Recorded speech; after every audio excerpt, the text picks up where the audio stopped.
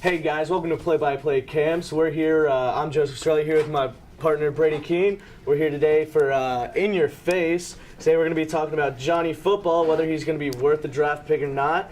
Where do you think LeBron's going after this season? He's going to stay in Miami. And then who's the most underrated, the most underrated player in the NBA? I'll let you start off with this Johnny Football situation. All right. I definitely think that Johnny Manziel is going to be a successful quarterback in the NFL.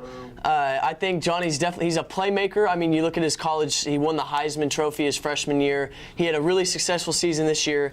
You know, several years ago, a quarterback with Johnny's skill set definitely would not have been as successful. You wouldn't think they'd have as bright of a career ahead of them, but now with quarterbacks like Colin Kaepernick, Cam Newton, Russell Wilson, all kind of with the same skill set as Johnny Manziel. Of course, Johnny's not as big as Cam Newton or Colin Kaepernick, but I think he has the potential to be the best dual threat quarterback in the NFL. We all know about his speed and running ability, and originally he lacked pocket passing skills, but he's rapidly improved there, and he's become a proficient pocket passer. Even the best NFL rushing quarterbacks didn't match Johnny's speed and running ability in college, and certainly not in the SEC.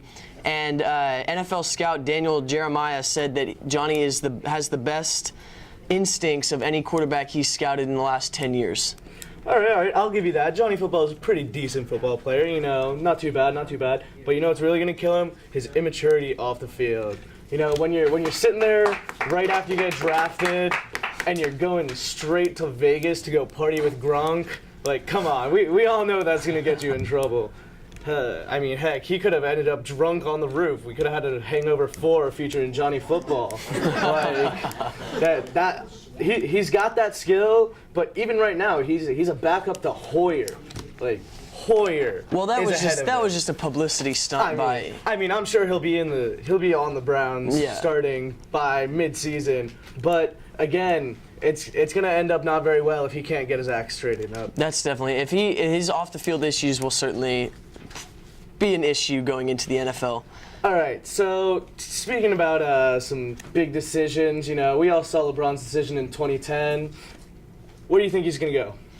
Okay, I think that there's no chance LeBron goes back to Cleveland at all. It's not even on the table. They have no winners on that team.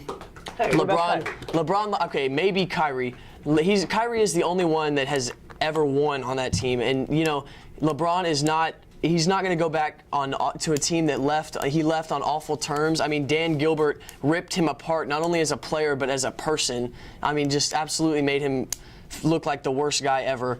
But I think an interesting thing that Stephen A. Smith was talking about the other day would be the possibility that LeBron goes to New York or Carmelo comes to Miami. Either way, that would definitely be something that you'd have to keep your eye on. LeBron going to New York. Imagine a New York lineup with Melo, LeBron, Tyson Chandler, and J.R. Smith. That would be a team that would be tough to beat. Phil Jackson's a proven winner. Tyson Chandler plays good defense. He's a winner. Rings are always convincing. You have Derek Fisher in there as a coach. He's got rings all over his hands.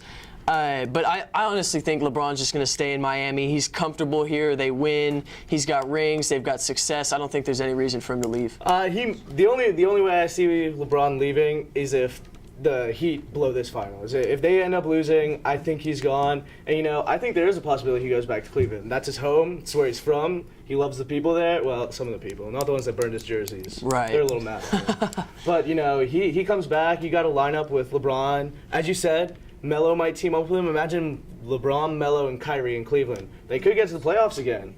That would be a super team. That's what I'm saying. A super team on the Cavaliers. Bringing it back old school 2007 style, except without the sweeping. I mean, LeBron in Cleveland. It's his home. I mean, he loves it there. That could be the only thing bringing him back. I don't see him going back and playing for an owner that just the comments that Gilbert made after he left made him looks like such a bad guy. I don't see it happening. I think he's staying here in Miami. It's understandable.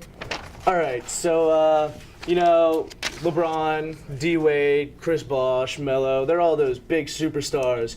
But what really runs the NBA is those quiet stars, the most underrated players. Who you got as the most underrated? I've got to take Kawhi Leonard.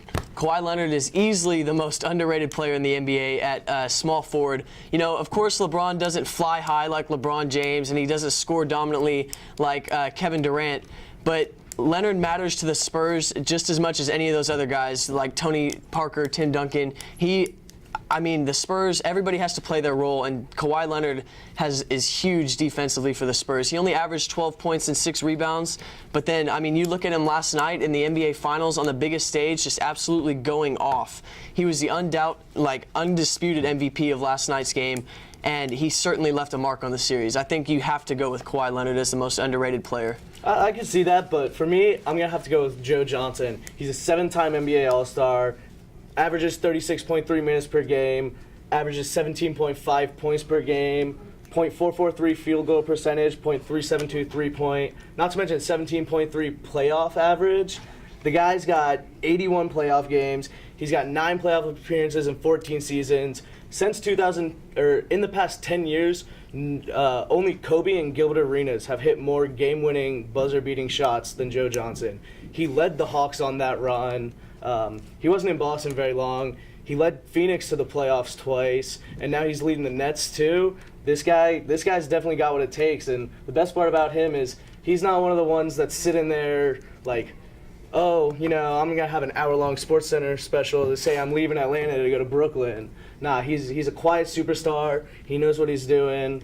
I think he's a pretty underrated player. Yeah, I think if you look at more experienced underrated players, then you definitely have to go Joe Johnson. There's no question. I think if you look at Kawhi Leonard kind of as the future of the Spurs, Greg Popovich said he's going to be the face of the franchise when the big three of the Spurs leave. Easily. And I think obviously right now he's underrated, but I think he has the potential to be one of the best players in the NBA in the coming years. All right. Well, that's about all we have here today. For Brady Keene, I'm Joseph Starelli on In Your Face. You keep hooting, Owls.